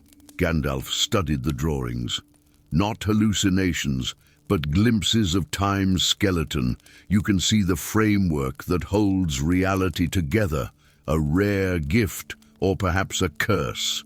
Either way, it's the reason you're here," Kyle replied, a hint of bitterness edging his words. "Indeed. I need someone who can navigate these fractures if we're to reach the Amber Caverns." Gandalf's gaze was steady. "The master clock must be repaired." Kyle's laugh held no humor. "And why would I help the Queen who condemned me?" "Not for her," Gandalf answered. "And for all who exist in this timeline, and the countless others now bleeding into ours." Dawn found them on the eastern road, though whether it was the dawn of today or tomorrow or 100 years past remained unclear. Kyle rode silently beside Gandalf, his keen eyes constantly scanning their surroundings for temporal disturbances that might swallow them whole. They were joined by two others whom Gandalf had summoned during the night. Nessa the Seer walked beside their horses, her milky blind eyes somehow navigating the path with greater certainty than those with sight. Though physically blind since birth, she saw through time rather than space, perceiving future and past as clearly as others observed the present. "The layers thin," she remarked, her voice melodic yet unsettling. "Soon we shall meet ourselves coming back." The fourth member of their party kept his distance, his dark robes and silver-traced staff marking him as Voros, once Gandalf's rival in the arcane arts, now a repentant practitioner seeking redemption for past misuses of power. His face remained partially concealed beneath a hood, though occasional glimpses revealed burn scars from magical backlash. "I never thought to see you undertake a quest with such questionable allies." "Old friend," Voros commented as they made camp that evening beneath a sky where stars appeared and disappeared at random intervals. "Questionable times call for questionable measures," Gandalf replied, lighting his pipe with a gesture. The smoke that curled upward froze momentarily in mid-air before continuing its ascent. "Do each of you perceives reality differently? A necessary advantage when reality itself can no longer be trusted." Their journey to the Amber Caverns took them through landscapes that shifted between seasons with each passing mile. Forests bloomed and withered before their eyes, rivers flowed backward toward their sources, ruined castles rebuilt themselves stone by stone only to crumble again moments later. On the seventh day, as they approached the Whispering Plains, a herd of temporal phantoms, creatures caught between existences, galloped across their path. The spectral beasts resembled horses, but with too many legs and branching antlers that occasionally flickered into wings. "Time-fractured fauna," Voros observed, fascination overriding his usual caution. "The barrier between what is and what might have been grows thinner." Kyle suddenly raised his hand in warning.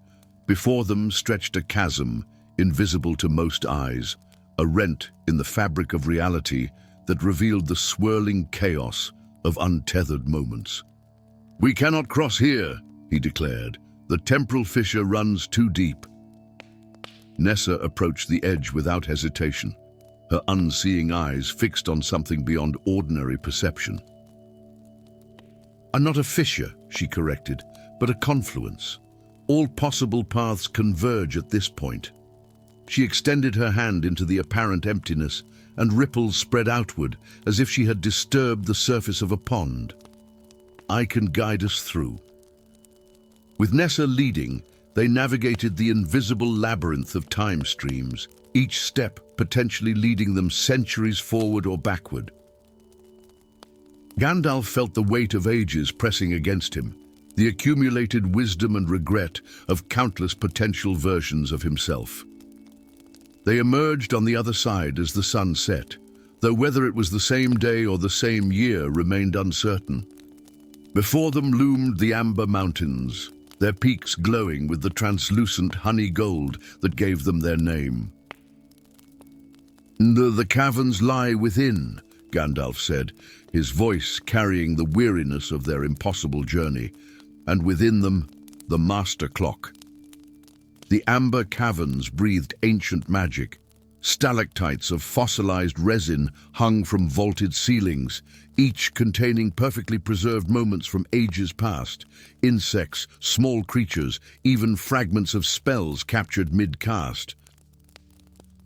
Light passed through the amber formations, projecting moving images of history onto the smooth walls. Deeper they ventured, following passages that occasionally rearranged themselves. In some chambers, they witnessed echoes of events yet to occur. Shadowy figures engaged in battles or celebrations that time had not yet manifested. "We are approaching the Chronos Nexus," Gandalf explained as the passages grew narrower. "To the point where all timelines intersect." The cavern that finally opened before them defied comprehension, its ceiling arched impossibly high, supported by columns of pure crystallized time. At its center stood a dais of obsidian, and upon it rested the Master Clock, a mechanism of such complexity that the human mind could grasp only portions of its design at once. Golden gears interlocked with silver wheels and bronze pendulums, all surrounding a face that displayed not hours but epochs, eras and ages. "It's beautiful," Nessa whispered, somehow seeing the clock despite her blindness, and wounded. Indeed, as they approached, Gandalf could discern the damage, subtle deviations in the mechanism's rhythm, fracture lines across its face, pendulums swinging in opposition rather than harmony. "Who would dare tamper with such power?" Voros wondered aloud, his voice echoing strangely in the timeless chamber. The answer came not in words, but in a distortion of the air several paces from the clock. Reality folded inward upon itself, and from the resulting rift stepped a figure both familiar and impossible, Gandalf himself, but altered by time and tribulation. This other Gandalf's robes were white rather than grey, his beard longer, his eyes haunted by knowledge no mortal should possess. "I would," the White Wizard answered Voros's question. "I did." Kyle drew his sword in a single fluid motion, but the elder Gandalf merely gestured, freezing the blade mid-arc. "There is no need for weapons between versions of friends," he said, his voice carrying the weight of centuries. "I am Gandalf as he will be, or as he might be, should certain events unfold." The grey wizard studied his future self with growing comprehension. "You altered the clock. Why?" "To prevent a greater cataclysm," the White Wizard replied. "In my timeline, the 7 kingdoms fell not to war or plague, but to a cosmic entropy that devoured all magic. I sought to rewind time enough to divert the course of destiny by fracturing reality itself. Gandalf challenged. "The cure appears more devastating than the disease." His future self gestured toward the clock. Reality was already fracturing. I merely attempted to reset the mechanism before complete collapse. My calculations were imprecise. As the two versions of Gandalf conversed, the temporal distortions in the cavern intensified. Images from past and future flickered across the amber walls, scenes of both devastation and glory, paths taken and abandoned. "The clock must be repaired," the younger Gandalf insisted. "Whatever future you seek to prevent, we cannot sacrifice all realities for one preferred outcome." The White Wizard's expression hardened. "And you speak from ignorance of what is to come. And you from the arrogance of believing you alone should decide the fate of all timelines," Gandalf countered. "Even we are not granted such authority." Their debate was interrupted by Nessa's sudden gasp. The seer had approached the master clock while the wizards argued, her sensitive fingers tracing its intricate mechanisms. "Neither of you understands," she said, her voice taking on the resonance of prophecy. "The clock doesn't control time. It merely reflects it. Time is not a river flowing in one direction, but an ocean of possibilities." Both versions of Gandalf turned to her, identical expressions of realization dawning on their weathered faces. "The damage isn't to the clock," the Grey Wizard murmured. "But to time itself, which means it cannot be repaired through mechanical means alone," his future self concluded. Voros stepped forward, his scarred hands emerging from his sleeves. "Then perhaps it requires a sacrifice, a stabilizing anchor to which reality can cling while it heals itself. Understanding passed between the gathered individuals, understanding of what must be done and its terrible cost. "It should be me," the White Wizard declared. "My interference caused this. My essence shall mend it." "No," Gandalf countered. "Your timeline must continue, whether it leads to the future you fear, or one yet unimagined. I shall serve as the anchor." Before his future self could protest, Gandalf placed his hands upon the master clock.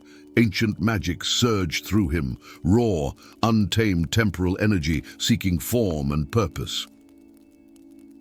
With words in a language older than the mountains themselves, he bound his own essence to the clock's mechanism, becoming the fixed point around which shattered time could reassemble itself. Pain beyond mortal comprehension coursed through every fiber of his being as past, present and future flowed through him simultaneously. He experienced his own birth and death 1,000 times over, lived countless potential lives in an instant. Through it all, he maintained his grip on his true self, the center that defined Gandalf through all possible iterations.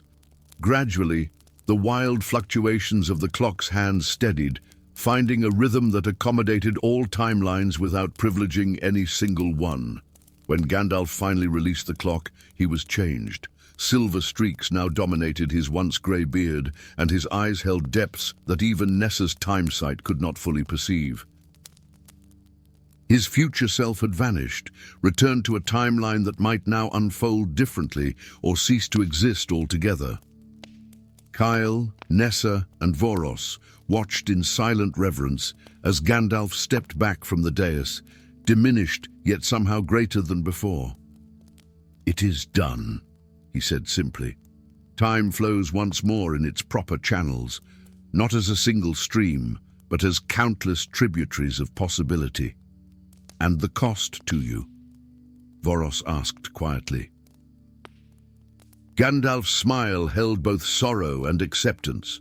"A portion of my power now serves as the keystone in time's architecture, a fair exchange for the preservation of all possible futures." As they emerged from the amber caverns into daylight, proper, orderly daylight with a sun that rose and set as it should, they found a world healing itself. The temporal fractures gradually sealed, reality remembering its proper shape.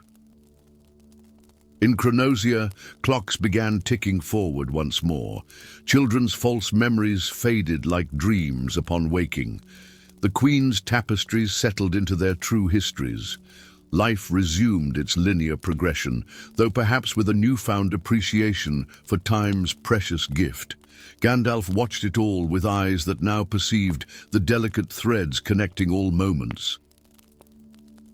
His staff, once a channel for magical energies, now served as much as a walking stick as his diminished powers adjusted to their new limitations. Yet he felt no regret, only a profound gratitude for the infinite possibilities that continued to unfold before him. Time, that most mysterious of magics, flowed onward, its secrets guarded by a wizard who had become both its servant and its shepherd. Story 6. Stars vanished from the night sky above Valandor, like candles extinguished by an unseen breath, not gradually, as when dawn chases away the darkness, but suddenly, winking out in clusters, leaving gaping voids in the celestial tapestry. The moon still hung precariously in the heavens, though its silver light seemed diminished, as if struggling against the encroaching shadow. In the Tower of Whispers, atop the highest spire of Caer Luminoth, Gandalf the Grey stood at his observatory window, his weathered hands gripping the ancient stone sill until his knuckles whitened. His eyes, which had witnessed the rise and fall of kingdoms and the turning of ages, narrowed as another constellation disappeared behind a curtain of unnatural darkness. "It has begun," he murmured, his breath forming a thin mist despite the summer warmth. The darkness was not merely absence of light, but something more insidious, a negation of existence itself.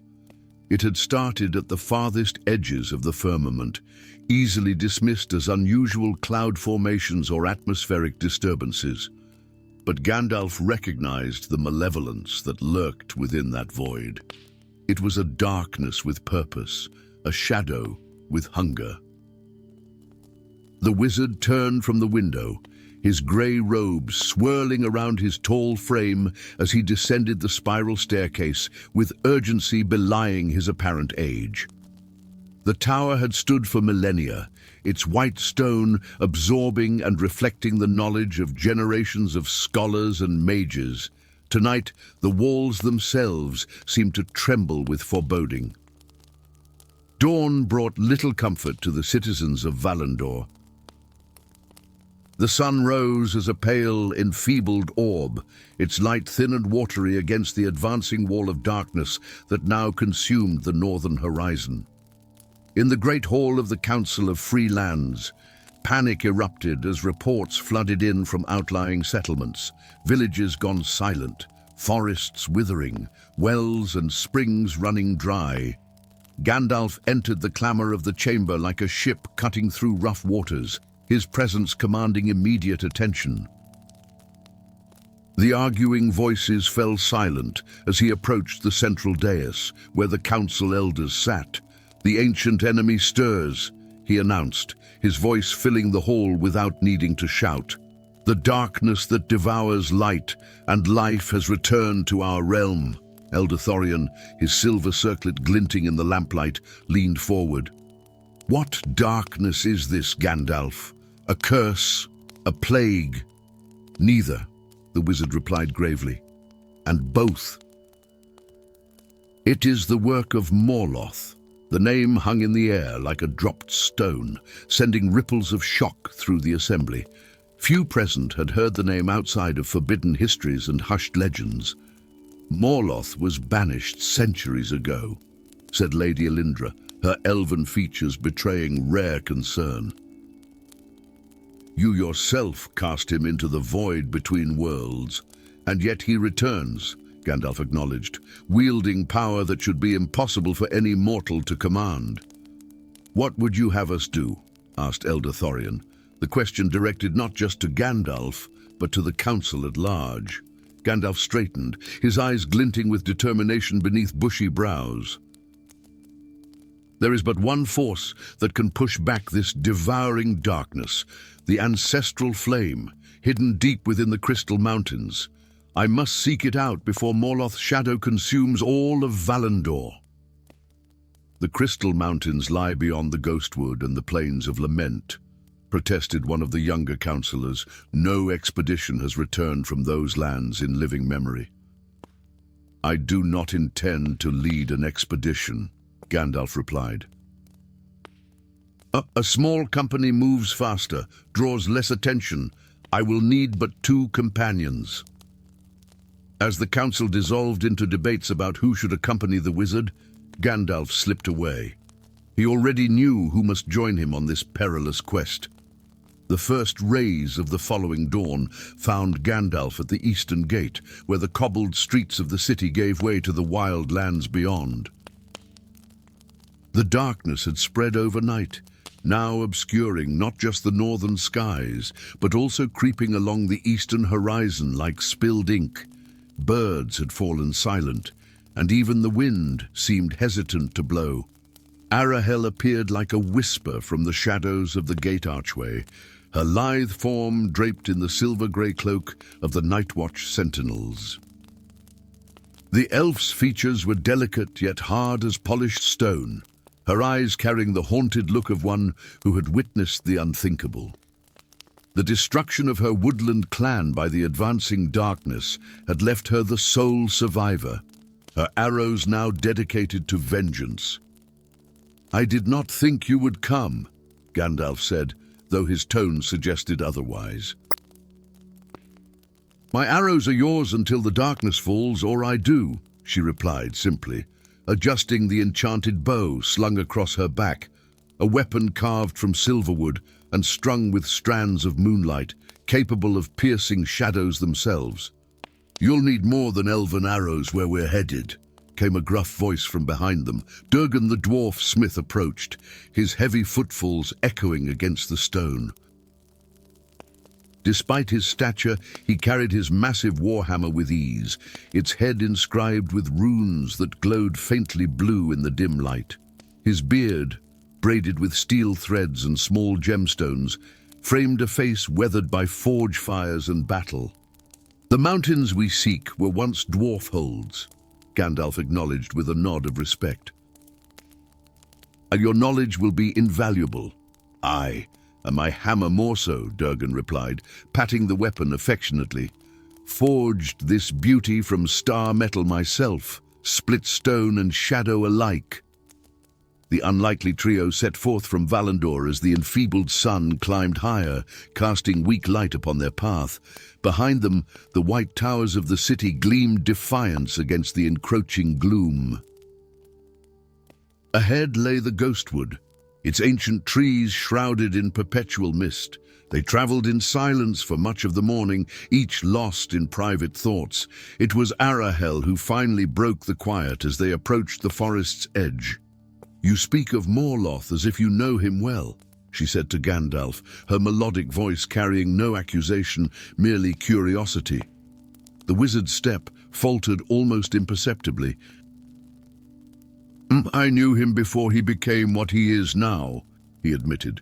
"Morloth was once my apprentice, long ago when my beard was darker and my heart lighter." Durgan whistled low through his teeth. "You trained the very darkness we now fight. That's a tale worth hearing over mead, if we live to drink any again." "It is a tale of pride and folly," Gandalf said, his eyes fixed on the shadowy tree line ahead. Morloth was the most gifted student I ever taught, his understanding of the arcane arts unmatched. But his ambition outpaced his wisdom. He sought knowledge in realms where mortals should not tread. "And you stopped him," Arahel surmised. "I tried," Gandalf corrected. "I banished him to a realm between realms, a void where his powers would find no purchase. Or so I believed." They entered the Ghostwood as he spoke, the trees crowding close around them. Unlike normal forests where sunlight dappled the ground in patches, Here, the light seemed to diffuse into a pearly luminescence that emanated from the trees themselves. Spectral shapes flitted between the trunks, not malevolent, but wary, observant. "The forest remembers," Arahel whispered, her keen elven senses attuned to the subtle energies around them. "Ah, it knows we pass in haste against the coming dark." For 3 days, they journeyed through the haunted wood, guided by Gandalf's staff, which glowed with soft blue light when they strayed from their path. On the 4th morning, they emerged onto the Plains of Lament, a vast expanse of silver-green grass that undulated like an ocean beneath the strengthening winds. Here, the darkness in the sky had grown bolder, now claiming nearly half the heavens. The air itself felt thin, as if the very essence of life was being slowly drained from the world. In the far distance, the crystal mountains rose like a jagged crown, their peaks catching what little sunlight remained and fracturing it into rainbow shards. "We must reach the central peak before the darkness consumes the mountains," Gandalf explained as they paused to rest beside a solitary standing stone. "The Ancestral Flame burns in a chamber at the heart of Mount Illuminar, kept alive by enchantments laid down in the First Age." "What exactly is this flame?" Durgan asked, sharpening his hand axe against a whetstone pulled from his pack. "Some sort of magical fire." "It is magic in its purest form," Gandalf replied. "The first spark of creation, preserved through the ages. It has the power to push back darkness, to rekindle light where shadow has fallen." Arahel, who had been scanning the horizon with her keen eyes, suddenly went rigid. "We are watched," she said, knocking an arrow to her bow in one fluid motion. From the tall grasses around them rose figures that seemed woven from shadow and spite, humanoid shapes with elongated limbs and eyes that glowed like dying embers. Shadow wraiths, servants of the devouring darkness. "Stand fast!" Gandalf commanded, raising his staff. Light blazed from its crystal tip, driving back the nearest wraiths. "They cannot withstand the light, but they will try to overwhelm us with numbers." What followed was a desperate battle across the plains. Arahel's enchanted arrows flew true, each finding its mark with unerring precision. Where they struck, the wraiths dissolved into wisps of acrid smoke. Durgan's hammer swept great arcs through the shadowy horde, each impact releasing bursts of energy that scattered the wraiths like leaves in a gale. Gandalf himself became a pillar of defiance, his staff blazing with white fire as he intoned words of power that had not been spoken since the world was young. The wraiths recoiled from his light, their unearthly shrieks carrying across the plains like the wailing of lost souls. When the last wraith had been banished, the companions stood panting in a circle of trampled grass. The skirmish had cost them precious time and energy. "Morloth knows we come," Gandalf said grimly, leaning more heavily on his staff than before. "These were but scouts. He will send worse before we reach the mountains." The remainder of their journey across the plains was a race against both the spreading darkness and the pursuit of shadow creatures. They slept in brief shifts, always with one standing guard. They ate while walking, conserving their dwindling supplies, and always the darkness grew, swallowing more of the sky with each passing hour. On the 7th day of their quest, they reached the foothills of the Crystal Mountains. Here, the landscape changed dramatically. Jagged, crystalline formations erupted from the earth, reflecting and refracting what little light remained. The path grew treacherous, with sharp edges that could slice through boot leather and narrow passages that forced them to proceed in single file. "These were the dawn forges of my ancestors," Durgan explained as they navigated the glittering maze, where the first dwarfsmiths learned to harness the power of crystals and forge weapons of light. The knowledge was not meant for one race alone, Gandalf added. Elves, dwarves, and men once worked side by side in these mountains, sharing wisdom and craft. But pride and suspicion drove them apart. Much like you and your apprentice, Arahel observed quietly. Gandalf did not reply, but his silence was answer enough. As they ascended higher, the air grew thin and bitingly cold. Crystalline formations gave way to more traditional stone, though veins of luminescent crystal still threaded through the mountain rock. The darkness above now claimed all but a small circle of sky directly overhead, as if the light of the world was being compressed into an ever-shrinking sphere. The entrance to the heart of Mount Illuminar was a simple archway carved into the living rock, its edges inlaid with runes that glowed faintly blue. Beyond lay darkness, not the malevolent void that consumed the skies, but the natural absence of light. "What awaits us within?" Arahel asked, her normal confidence wavering slightly. "The path to the Ancestral Flame," Gandalf replied. "And, I fear, Morloth himself." The passages within the mountain wound downward in a gentle spiral, the walls gradually transforming from rough stone to polished crystal that reflected their torchlight in dazzling patterns. The air grew warmer, charged with an energy that made their skin tingle and their hair stand on end. Finally, they emerged into a vast chamber at the mountain's heart. The ceiling soared hundreds of feet above, a dome of pure crystal that should have been dark, given the shadow-choked sky outside, yet somehow captured and amplified the last remnants of light into a soft, diffuse glow. At the center of the chamber stood a raised dais of white marble, and upon it burned a flame unlike any other, not red or orange or yellow, but a shifting silver blue that cast no shadow. The ancestral flame danced and swayed as if alive, responding to their presence with curious tendrils that reached out before retreating again to the safety of its marble cradle. "After all these centuries, you return to the source," came a voice from the shadows beyond the flame. A figure stepped forward, tall and gaunt, clad in robes of deepest indigo that seemed to absorb what little light reached them. His face might once have been handsome, but now appeared stretched and hollow, with eyes like twin voids. "And you bring friends to witness your reckoning." "Morloth," Gandalf acknowledged, his grip tightening on his staff. "You have changed, as have you, my old master," the dark sorcerer replied, circling the dais with predatory grace. "Still meddling in the affairs of younger races, still convinced of your own righteousness." Arahel's bow was drawn in an instant, her arrow aimed at Morloth's heart. Durgan hefted his hammer, its runes flaring with power in proximity to the ancestral flame.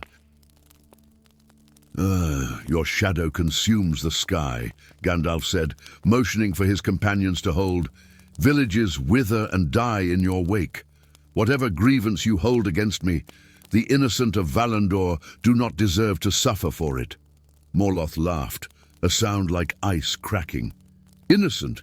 There are no innocents in this tale, Gandalf. Only the ignorant and the complicit." He gestured, and the air above them shimmered, revealing images of the night sky as it had once been, gloriously full of stars and cosmic beauty. "Do you remember what you did, in your youth and arrogance? What we did?" Understanding dawned in Gandalf's eyes, along with a shadow of ancient regret. "The binding of realms," he whispered. "Yes," Morloth hissed. When we sought to separate the realm of magic from the realm of mortals, to protect them from powers they could not comprehend, we tore the fabric of reality itself, and in doing so, created an imbalance that has grown for millennia." Arahel and Durgan exchanged confused glances, but remained vigilant. weapons ready. "The darkness is not my creation," Morloth continued, his voice softening to something almost reasonable. "But it is the universe attempting to heal itself, to restore what was sundered. I merely serve as its conduit, its agent of restoration."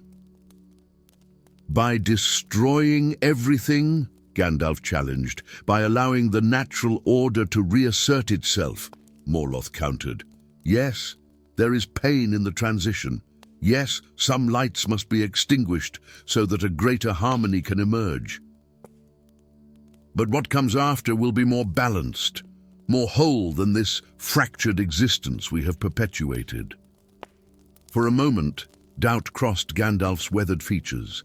The weight of ancient guilt pressed upon him, the recognition that his younger self's actions, however well-intentioned, had set in motion the very crisis they now faced. "He speaks with a serpent's forked tongue," Durgan growled, breaking the spell of Morloth's words. "Whatever truth may lie in his claims, his methods reveal his heart." "Indeed," Arahel agreed, her arrow still trained on the sorcerer. "I have seen the villages consumed by his natural order. Nothing natural dwells in that darkness." Gandalf straightened, resolve hardening his gaze. "You speak of balance, Morloth, yet you would sacrifice countless lives on the altar of your philosophy." "There is another way." The wizard stepped toward the Ancestral Flame, his staff lowered. "The imbalance can be corrected without destruction. The flame has the power to reset the scales, to heal the ancient wound, but it requires a willing sacrifice." "Gandalf, no," Arahel whispered, understanding dawning in her eyes. "Stand aside, old man," Morloth commanded, power gathering around his outstretched hands. "You had your chance to shape destiny and squandered it. The age of half measures and compromises is over." "Not a half measure," Gandalf replied calmly. "A full restoration of balance. But whereas you would sacrifice others, I offer myself." Before Morloth could react, Gandalf plunged his staff into the heart of the Ancestral Flame. Silver blue fire raced up the wood, engulfing his hands and arms. The wizard closed his eyes, not in pain, but in concentration. As he spoke words in a language older than the mountains themselves, the flame expanded suddenly, filling the chamber with blindingly brilliant light. Arahel and Durgan shielded their eyes, while Morloth howled in rage and desperation, his shadows burning away like mist before the morning sun. When vision returned, the chamber had transformed. The crystal dome above now reflected a sky where stars were returning, darkness receding before a wave of restored light. The Ancestral Flame burned steadily, neither diminished nor enhanced by Gandalf's intervention. The wizard himself knelt beside the dais, his staff now a charred ruin, his beard and hair bleached white by the power that had coursed through him. When he raised his face to his companions, they saw that a vital spark had gone from his eyes, not extinguished, but transferred elsewhere. "It is done," Gandalf said, his voice thinner, but resolute. "The balance is restored. The darkness will recede, and the sky will heal." "And Morloth?" Durgan asked, looking to where the sorcerer had stood.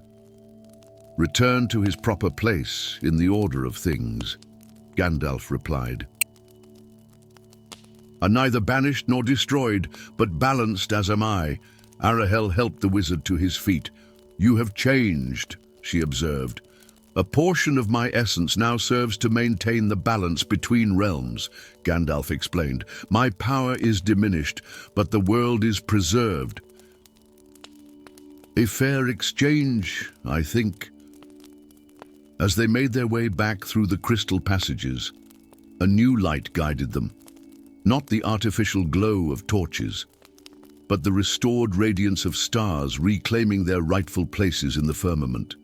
The darkness that had threatened to devour Valandor retreated with each passing hour, leaving behind a world renewed, if sobered by its brush with oblivion. Gandalf the White, as he would now be known, leaned more heavily on his new staff, a branch of silverwood gifted by Arahel, than he once had. Yet in his diminishment, he had found a wisdom greater than power, the understanding that true balance requires not conquest, but sacrifice, not dominance, but harmony. And in the night sky above Valandor, the stars burned with a clarity and brilliance not seen for an age, their ancient light a testament to wounds healed and balance restored.